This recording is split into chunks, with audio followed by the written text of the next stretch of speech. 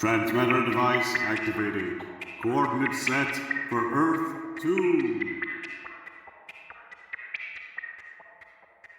Hey everyone, welcome to the Earth 2 podcast, a podcast where we explore the origins and development of the DC Comics multiverse and the legacy of their Golden Age characters throughout the Silver and the Bronze Ages of comics. I'm Peter Watson. And I'm David Steele. Welcome back. It feels like ages since we've recorded anything. It is ages since we've recorded anything. So it's nice to see you, Pete. It's nice to be back. Indeed, yes. Listeners, for you it's only been a week, but for Pete and I it's been much, much longer, probably. Yes. Anyway, we're paying another visit to Earth Prime this week via the House of Mystery. For we are doing a story from issue 180 of House of Mystery that was published on the 6th of March, 1969. Now, this is from the period when House of Mystery had shifted into its phase as a full-on, proper, scary horror comic. Up until issue 173, there had been stories featuring Dial H for Hero and The Martian Manhunter. We've done a couple of the Dial H for Hero stories, and we have a plan to do one of the Martian Manhunter stories very soon, so stay tuned for that. But issue 174, published in March 1968, that very iconic cover of the taloned hand beckoning you to the open doors, was the start of House of Mystery, probably tying in with the relaxation of the Comics Code Authority and such things. Yes, absolutely. Abandoning the superhero book it had been for a while and going back into, scary anthology type stories. Around the same time, House of Secrets also took that step into becoming a sort of horror anthology. But the significant thing about that is that when House of Secrets followed along from House of Mystery with issue 81, issue 81 of House of Secrets published in June 1969, so a year and a bit after House of Mystery took the step. Issue 80 of House of Secrets was actually published in July 1966. So there'd been a 3-year pause in the publication of House of Secrets. Like everyone else, I just always sort of assumed that they'd both switched over overnight, but House of Secrets had actually been gone for a while. So that's when, Eclipso and what have you, like, and Prince Raman had been getting published like we talked about when we did Eclipso just before Christmas. What was especially significant about House of Mystery and House of Secrets switching over to becoming horror anthologies, of course, was the introduction of the horror host characters, Kane and Abel. Yes. Kane first appeared in issue 175 of House of Mystery, and his brother first appeared in issue 4 of DC Special, which was published in March 1969. So, while Kane became the host of House of Mystery, Abel became the host of House of Secrets. My copy of DC Special issue 4 has a £1.95 price sticker on it. So when I'm not sure Mr. Root knew what he had at that point. So with all that in mind, Pete has found a story that enables us to talk about this little period in comic book history. And as I say, it's from issue 180 of House of Mystery. Now, you love the horror hosts, don't you? Oh yes. DC had loads of them over the years. You had the Three Witches and the Witching Hour. Weird War Tales went through periods where they would have bizarre characters introduce things. Like there's like a swamp creature almost in one of the early stories. That's right, yes. Yeah, and Destiny, the guy in the purple cloak with the book, who later grandfathered into being one of the Endless, he did Weird Mystery Tales, as did the character called Eve. I don't remember this one, but there was a Mad Mod Witch that did part of the Unexpected. I honestly don't remember that one, but yeah. Okay. It's quite funny. Obviously, all these are done in the style of the old EC Comics kind of horror hosts, like the Crypt Keeper and that sort of thing. Yeah. Eve also did Secrets of Sinister House. There was one in Ghosts, which I only came across recently and I'd never seen before, and that's Squire Shade. Yeah, we're going to talk about him because we're planning an episode where we do the Gentleman Ghost quite soon, aren't we? And Squire Shade looks very like the Gentleman Ghost. Yeah, it's bizarre. It's very bizarre. Yeah, I'm sure it's not coincidental that they look so alike, quite frankly. True. And in Forbidden Tales of Dark Mansion, there was Charity.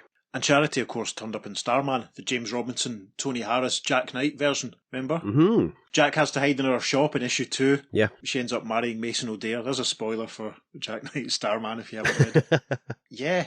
The hosts, to greater and lesser extents, quite a few of them were kind of folded into other comics later on because Kane and Abel, they both turned up in Sandman, as you say, but like Destiny. So it's quite. I always liked that when I was reading Sandman in the early 90s that stuff like that was getting folded in. Yeah. It always made me think that a lot of the stories that you were getting in the old horror anthologies were maybe set in the Sandman universe or someone's dreams, something like that. That kind of thing.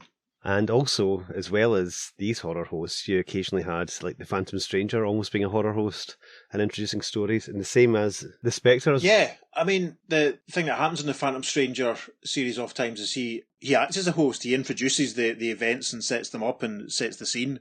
And then sometimes he's involved, especially the later the series kind of goes on, he's involved a bit more than others. We have a plan for the Phantom Stranger to talk a little bit more about him when we get to Detective Comics 500, but that's quite a little far away. So, and on mentioning the Spectre, we should quickly mention Madame Xanadu, who was the sort of host character in the very short-lived Doorway to Nightmare. Yeah, who popped up as a supporting character in the Dog Munch, and I'm pretty sure the John Ostrander Spectres as well. Yep. So that's quite interesting. Horror hosts, amazing. As I said at the top, we're kind of visiting Earth Prime in this issue, but there's another kind of Earth Prime reference that's worth mentioning, isn't there, Pete? Mm-hmm. Yep. The characters of Cain and Abel were based on two DC staffers. Physically based, that is. Their appearance was based on two DC staffers. Yeah, I'm sure everyone knows this, but it's great talking about it. Yeah. Len Wein was basically what Cain was based on. Mm. And Len's obviously quite well known.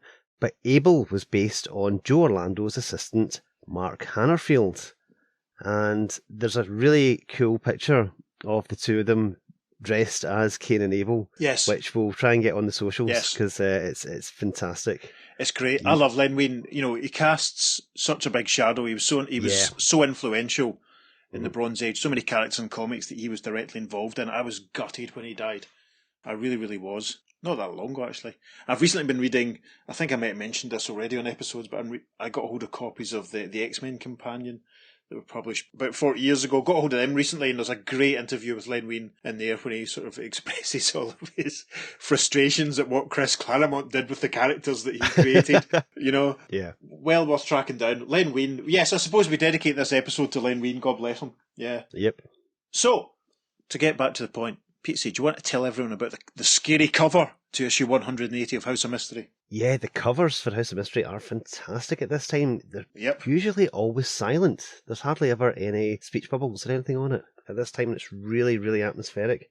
Most of them by Neil Adams, yes, which obviously is glorious. And because we're recording slightly out of sequence, I'm not sure where this falls in my whole big, great count of Neil Adams covers. So it might be 12 or 13 by this point. We'll see. At the top, we have the text that says, "Do you dare enter the House of Mystery?" Well, we're going to have to, or else we don't have an episode. And underneath that, we're inside a creepy house. There's a grand piano there. There's some kids. There's always kids on these covers. Yeah. Out on a porch in front of it. I love that aspect of these covers because kids in danger, that's going to appeal to the kids that are reading the stories and make them sort of think, oh gosh, that could be me, that could be my pals. I often wonder if it's meant to be the same children in every cover. These really unlucky kids. Yeah, I mean, there could well be a series there with them. They always put me in mind of sort of, the Secret Seven, the Famous Five, the Three Investigators, that sort of thing. Nancy Drew and the Hardy Boys and all that kind of thing. Two of the kids are playing with what looks like a plastic dinosaur monster, a green monster. And a third kid has spied something. He looks absolutely shocked as he looks over his shoulder because behind him is a giant green monster who's crushing that grand piano. Gosh, must be making some racket. He's probably, exactly. He's probably heard the plong. Let's dub in a piano being smashed sound effect here. That's probably what he's heard exactly. Yeah. Is there a voodoo type situation going on? Is the toy that they're playing with, is that reflected in the creature? It's dead scary. Occasionally I think that what's going on in the covers would reflect what was happening in one of the stories inside, but very often it wasn't the case. Very often they're just about mood and atmosphere and trying to entice, and they certainly do the job. Yeah. But, of course, this cover has got absolutely nothing to do with anything in this comic. So there is a giant sort of dragon lizard monster in the first story, but that's not really relevant. And as House of Mystery is an anthology book at this point, several stories in each issue, and we're doing the second one. So, second story in issue 180 of House of Mystery. If I haven't said that a million times already, I've probably said it. I'll probably say it another million times. This one is narrated by Kane, who, in an opening caption box, says, "You've had a long night, Gil Kane. 10 hours of weary work. The very sound of putting your pencil down causes you to jump, eh? Eh? So you think you've earned your rest, eh, Mr. Kane? Well, you're right. You've earned your final rest, 'cause this is page 13. Yes, this story features the legendary comic book artist Gil Kane, who has got a bit of previous with turning up in stories. He certainly does. I think the last time we saw him was Green Lantern issue 45, but we talked before about how he appeared in one Green Lantern story of Black Hand. He may well turn up again at some point in the podcast, who can say? So, the first story panel proper shows the artist Gil Kane wearing brown trousers and a white shirt. His hair's grey at this point. It might not have been in previous instalments of his life via the comics. And he's leaning over his drawing table. The lamp's on, he's obviously working at night. He looks shattered. And he's saying, "That terrible story. Finished. I wouldn't ever stoop to this mediocre level if I didn't need the money. I'm too good an artist." And in the next panel, he looks suddenly very surprised and he screams, "Oh my God!" And then in the next panel, the largest panel on the page, we can see that Gil seems to have shrunk down and he seems to be merging with the drawing in front of him. And as this is happening, he cries, "I knew it would happen someday. I'm being drawn into my own artwork. Yeah!" Gosh, that's a bit scary. The text narration from Kane continues, saying, "This is the story of a man. Well, not really. It's the story of an artist. And his name is Kane."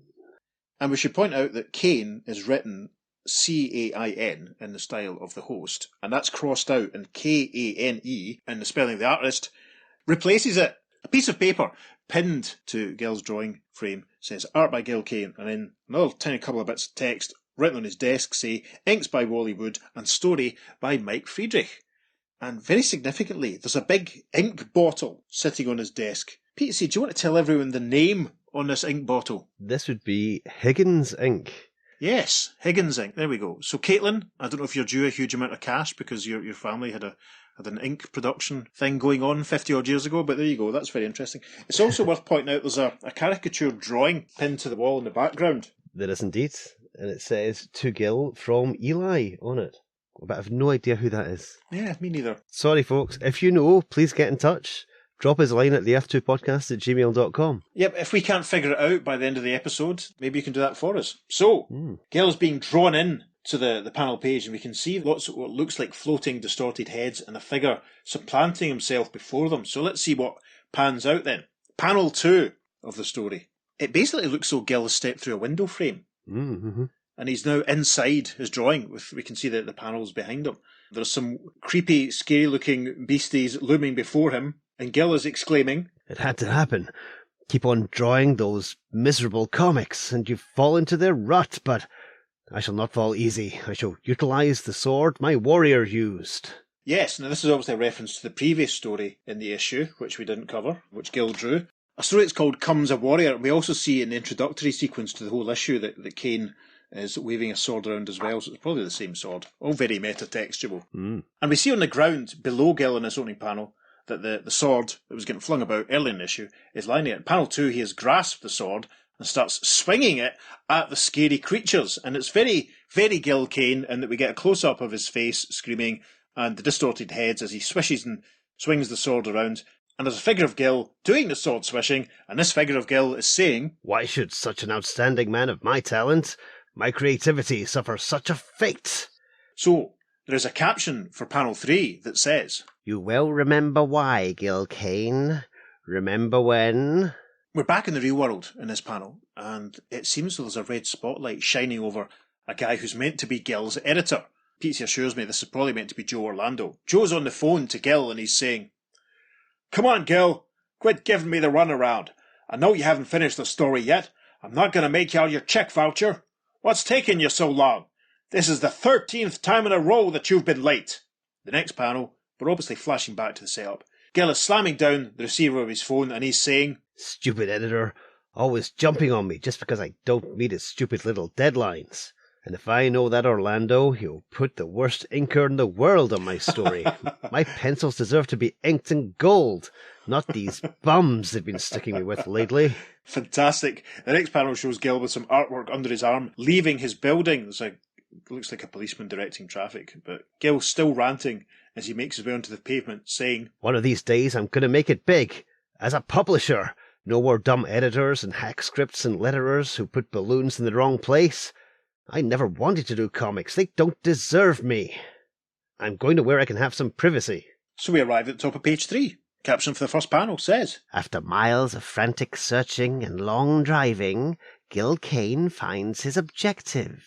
Yes, there's a very apocalyptic, dark, scary sky looming behind us. Swirling dark clouds and jagged bolts of lightning. And Gil is walking up towards a figure who's also sort of cast in red. Very, very familiar. This man says to Gil, Ah, Mr. Kane, welcome to the House of Mystery. Because it's the other Mr. Kane. Gil replies, Thank God you're home. You've got to help me. I need a room, a nice, quiet one. The red-hued figure says in the next panel, Yes, I do. One that will suit you perfectly. Just follow me. In panel 3, the red-hued figure is opening a door and showing Gil into the sort of place he's looking for. The red-hued figure says, See, it even has a drawing board for you to use. The last occupant met with a unfortunate accident. Gil Kane replies, Great, just what I want. So the next panel shows Gil hard at work at his desk, drawing away, and he says, Now I can concentrate on something a little more worthwhile. No more will I be given hack stories. I'll write my own. But then Gil's head swirls around because someone else has walked into the room. Gil cries, You! And we see the red-hued form of his editor, Joe Orlando, who's saying, Ah, there you are, trying to hide. Well, you can't. Where's my story? The next panel, it's very, very Gil Kane indeed. In the background, there are close-ups of the two men arguing with each other, but in the foreground, there are full figures of the two men standing shouting. There's also a large, scary, looming eyeball. And Gil Kane is saying, What do you mean, story? Those second-rate factory workers you call writers don't know a story plot from a piece of ground. Man, are you Mr. Ego? If you spent as much time drawing as you did complaining, perhaps you'd stop being a Xerox machine with ears. Gosh, Gil looks furious as we arrive at the top of page 4, and he says, That did it. Nobody talks to Gil Kane like that. If you weren't so far beneath my contempt, I'd pick your brains out. Instead, I'll do some research for my private outside character and kill you. Gosh, we can see Gil has a pencil in his hand here, and he lunges forward. In the background of the next panel, it looks so it's a close-up of Gil's frenzied face, overlaid with a very scared-looking Joe Orlando. Gil lunges forward, striking at Joe, saying, Kill! Kill! Joe replies, No, Gil! Stop! Ah! Death by pencil. Oh my God. Right. The caption for the next panel on page 4 says, What's the matter, Gil? Tired from disposing the body? Or is it that despite the fact you've finally finished the story, the shivery feeling of guilt is still running down your spine? Yes, this panel shows Gil hunched over his drawing table, pencil still in hand, and he's shaking. There's a tiny bit of caption, the next panel, that says, Is it your sickened brain that notices? We see that Gil has lifted his head and he's looking down at his drawing table, and he says, What's this? Next panel, he looks very surprised. He's got his hand up to his head and he's saying, No, it's impossible. And we get some very helpful see what you see dialogue from him in the final panel of page 4, as he says, My artwork has become a factory. Little assistants doing the penciling and inking and colouring. This is the last straw. Yeah, and what we see are some very small, grotesque little men, all baldy, wearing little ill-fitting, tight little jumpsuits that all have a DC logo on the back of them. Yeah.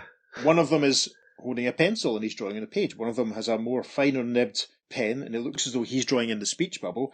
And there's another guy holding a brush who looks as though he's adding the inks. It's all very metatextual, isn't it? Mm-hmm. Top of page 5 then, Gil seems to grab himself by the throat and cries, Oh my God! Caption then for the next panel says, You've stopped hurling insults, eh, Gil? No wonder. You have broken the divine right of editors. And for that, we shall have our revenge. And panels 2 and 3 of this page look as though Gil is surrounded by a green glow, and it looks as though he's shrinking and falling into blackness. Now, I wonder then if this is now us arriving at what we saw in the opening sequence of the story. Because what we see in the final large panel of page 5 is Gil looking up, and there's that grotesque version of Joe Orlando's head with talons and stuff, and curls to his hair that make him look very much like Kane, glaring down at Joe. There are other giant lizards, one that looks very like the one from the opening story, actually. Yeah. Mm-hmm. And a large screaming face. It's all very horrific, very scary. The distorted, disembodied head of the editor cries, "Vengeance is ours, Kane!" And to the right of the distorted Joe Orlando head, there's another exaggerated, scary, mustachioed head of another figure who says, "Yes, and this time it shall be hack work." And Pizzi's asserted that that's Mike Friedrich, the writer, and I'm inclined to agree with him. So this is all very, definitely. very metatextual. So this massive panel of Gil and the giant distorted heads, Gil recoils saying, "Good Lord, shrunk into my own artwork and faced with the terrible torture of the worst possible demons. An editor and a writer." Gosh. So we now arrive at the top of page 6. We're inside the room that Gil has been drawing in, and we can see the closed door. There's a click sound effect, and then a squee sound effect in panel 2 as the door opens, and Kane, spelled C-A-I-N, the host from the House of Mystery, enters the room, and he says, "Mr. Kane? He doesn't appear to be here." He crosses to the drawing table in the next panel, looks down at the artwork and says, "Must have been frightened away. It happens so often here. What is this he's left on his board?" In panel 4, he's picked up the piece of paper, lowers his glasses to have a look, and he says, "This is a masterpiece of Gil Kane art. It's exactly like he's been drawing for 40 years. I must frame it for my collection. It will be a perfect addition." The next panel shows the red-hued fingers of Kane, the host, placing this drawing page into a frame. Caption for this panel says, "But is this a squeaking we hear?" And the next panel, the artwork's in place, and Kane, the host, is lowering a piece of glass over the artwork to keep it safe. There's a speech bubble coming from the artwork, a very faint speech bubble, and it's saying, "Help! Don't trap me! Help! You'll suffocate me! Don't! Ah!" And then the text caption for the panel says, "But your screaming sounds are silenced by the plate of glass placed over you." And so we arrive at the top of page 7, and we see Kane making his exit from this room, and the framed artwork is on the wall. The caption for the first 2 panels says, "You've made it big, Gil, haven't you? Not everyone rates a place on the hallowed walls of the House of Mystery." And the final panel is a close-up of one panel of the framed art which shows Gil Kane hammering at the glass, surrounded by the horrible, distorted faces of Joe Orlando and the lizards and the scary demons that we saw earlier in the story. And a caption box concludes saying, "And especially in room 13. Well then. The end. The end. The end for Gil Kane. It is the end for Gil Kane. Wow. What actually happened in real life was that Gil Kane, the artist, disappeared. He never worked in comics ever again. He certainly didn't go on to draw Spider-Man for a long time and have a very successful period drawing covers for just about every Marvel comic for a period in the 70s. This was the last that was ever heard of him. Yes, so what did you think of the story then? I thought it was great. It reminded me of some of the... Do you remember the Eagle... You probably know what I'm going to say here because you always know what I'm going to say. Do you remember the Eagle comic that we are both very fond of, the revived Eagle? From the 80s. The British Boys Weekly from the early 80s, yes. That featured Doomlord and all that sort of stuff. Do you remember The Collector? I love The Collector. Yeah, me too. It reminded me of one of those cautionary tales that you got in The Collector when someone was a bit up themselves and had some ideas above their station in some particular field or area. Yeah. And then the supernatural forces rebelled against them and they were sort of trapped or killed horribly. It reminded me very much of one of those. I could see it very easily being done as a photo story. Yeah, You know. I think it's very much like the Butterfly Collector episode of that. Yeah. Where there's a guy who's an arrogant butterfly collector who then gets collected by an alien and put under glass, I think it is in the end, which is great. Yeah. There's also another one which kind of is a satire on greedy comic shop owners. Do you remember that one? It's absolutely hilarious. I'll find it and send you the pages because it's very, very, very funny. And I'd like to show it to anyone that I know that actually has operated a comic shop in their time because it's clearly very satirical. In some ways, it's bog standard horror anthology comic sort of thing. Yeah. Of, a story about an artist and is hoisted by his own sort of ego almost in a way. Yeah. But no, it's great. It's 7 pages of horrific fun. What did you think? Yeah, well, I've done a bit of digging because this story fascinated me, and there's a bit more to this story than you actually get on the page. Interesting. Yeah, I've dug up a copy of Alter Ego 164. It's a Mike Friedrich-centred issue. Right. And he's asked about this story by the interviewer. Oh, really? Brilliant. So he's asked, There was a story that I really remember vividly that was done for Joe Orlando's House of Mystery called His Name is Kane. It was a mystery horror story that managed to parody some of the DC staff as well. They were in Kane's House of Mystery and were actively involved in the story. Was that in the original story, or did Gil take that on himself and put the editorial staff and himself in the story? Now, very interesting response from Mr. Friedrich here. Okay, I'm sitting back. That was editor Joe Orlando's idea. I was a willing victim of it, is, I guess, the way to put it. Joe wanted to make fun of Gil Kane, and then have Gil Kane draw the story that made fun of himself. There was a bit of rivalry between Carmine Infantino and Gil Kane, which goes back 20 years earlier, when they were kids drawing for DC. I never understood it. I was a fan of Gil's and loved every opportunity to work with him. Gil had been making public statements on how the writing in comics was terrible, which I took a small offence to. So I used the opportunity to kind of parody some of Gil's own statements to his detriment. In my mind now, though, it was a needlessly vicious story. I am embarrassed that I was part of it. Blimey. Yeah. So that inspired me to dig a bit further. Right. This story is called His Name is ... Kane ! Mm-hmm. Between 1963 and 1965, Gil Kane had been working on a self-published comic magazine graphic novel, call it what you will, Right. called His Name is ... Savage ! Ah. Bear in mind, when Gil storms out after speaking to Joe Orlando on the phone, he says Yes. one of these days he's going to make it big as a publisher. Yes. Now, Gil had drawn the whole story. It was scripted by Archie Goodwin, and it came out as a black and white magazine in 1968, so shortly before Right. this story. I think I've heard of it loosely. Yeah, it rings a bell vaguely. Yeah. Mm-hmm. So, His Name is Savage was 40 pages. It was black and white. It was magazine-sized. Mm-hmm. A lot of people have said this is like one of the first graphic novels. And as I said, it was released in 1968. Now, there were 200,000 copies of it printed. Uh-huh. But apparently, only 20,000 of them ended up going out on sale. Everything else was returned. And Gil seemed to be convinced that it was a bit of a plot against him. A conspiracy.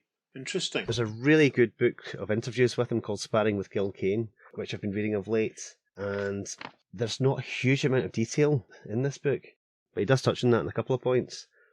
He says he met with enormous resistance from the publishers when he tried to get His Name is Savage printed. Was it published, sort of self-published sort of thing? It was by Adventure House Press, and I don't know anything about them at all, so I don't know Right, whether it is interesting. Gil or whether that's a small publishing company. Right. But certainly there were supposed to be 3 issues of this, but only 1 actually came out. Right. It says when he was making it, he met with enormous resistance from publishers, and apparently printers had been contacted to say not to print this. And he was basically blacklisted until he could find a printer Oh my who goodness. did more avant-garde material and was willing to publish a perfectly ordinary comic book that didn't have any pornography in it.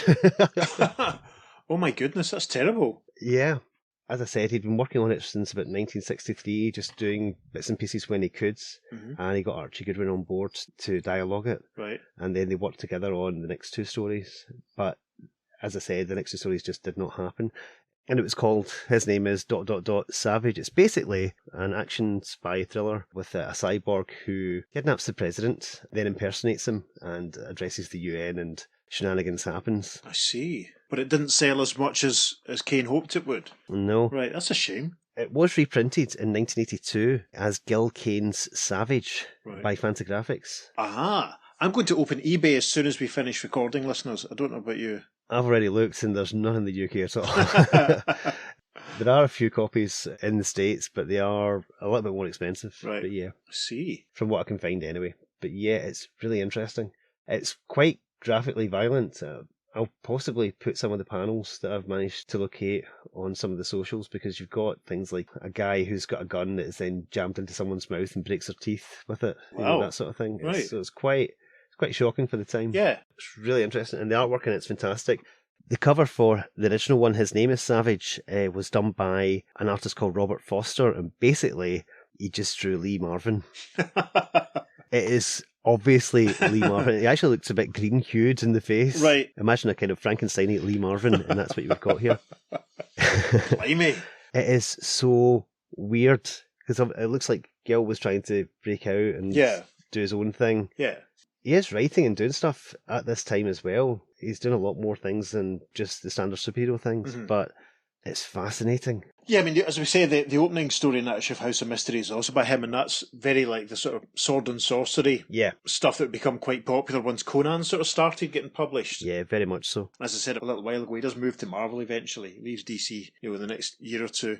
Because I think the first time I consciously was aware of him was when I read the Marvel Tales reprint of the famous Spider-Man Drugs issues, which when I sort of formed that Gil Kane opinion a lot of people have, that it's just endless shots looking up people's noses. But you realise when you get older that he's an incredibly talented artist, and he's just messing with the form and messing with perspective and doing something clever. So I mean, the question I now sort of have to ask is, I'm not sure if you'll be able to answer it from your research, is this story, was it a pointed attack at Gil Kane? Was it just a bit of tongue-in-cheek? Did Gil just draw a story about an artist being trapped in a comic, and then was it dialogued on top of that without him realising? That's the sort of thing that I'm wondering. As I said, from Mike Friedrich's comment and his embarrassment of actually being involved in it, it sounds as if it was a pointed attack, as if this was Joe Orlando's idea. How dare he get ideas above his station? He's just an artist, he's worked for hire, so get him to draw this. That's horrible. It is. I imagine that Gil probably wasn't told how it was going to end up. I wonder how he reacted when it was published. It's fascinating. I like the digs about the inkers that he's getting stuck with and all that sort of stuff. And this one's inked by Wally Wood, and Wally Wood obviously fairly early on in his career, he became a bit more legendary as time went on. We will see obviously some Wally Wood work when we get to the revived All-Star Comics in the 1970s. So yeah, I can definitely recommend that Sparring with Gil Kane book. It's fascinating. It's not just interviews with him, it's transcripts of panels and stuff he was at over the years. Right. So you get people like Howard Chaykin interviewing him, Gary Groth, Stan Lee's in here, Will Eisner. So many people are also interviewed in this, but Gil Kane's always part of it. Right. But he's a really, really intelligent man who really knows artwork. We see when he talks in the book, it's fascinating. So I can highly recommend that. I might try and track a copy down, or might try and borrow it from you or something. Sparring with Gil Kane, it's called. Fantagraphics published it. So. Right. Interesting. So we're now going to look at the contemporary reaction to this story from the latest pages of House of Mystery. Pete's got his copy of issue 182 handy. There's really very little to speak of in this. After that build-up I just gave it. Yeah. There's one letter that refers to it, and it says, Dear Kane, I can only try to express my views on House of Mystery 180. Maybe I should just say one word describing it. That word should be beautiful. But it seems too short for such a masterpiece, so here goes. He then talks a bit about the first story in the cover, and then we got on to this story. He says, the second story, also by Gil Kane and Wally Wood, was thoroughly enjoyable and amusing to read. Mr. Friedrich did an excellent job of scripting. And that's really the only comment we have on this story. And that's from Dave Pardee from Hampden. Oh, right. Gosh. So, just round the corner from me then. We're hanging this on the conceit that any story which features a real-life DC staff member shows that it takes place on Earth Prime. Maybe it doesn't. Let's obviously touch on this sort of important development in DC's publishing history, the era of the horror anthologies, because they become quite popular for a while in the early 70s. There's a point really when they're publishing more sort of horror-tinged, horror-themed books than they are superhero stories at points. Definitely a shift in tastes. I suppose in some ways following on from what happened in the 50s, when superheroes faded out and horror comics became popular for a while. Yep. Maybe things do go in circles. Very interesting. No, it's a fun little story. I would love to find out what Mr. Kane himself thought or what he was told at the time, but it's very funny. Yeah. It's a nice little satire on the whole process, isn't it?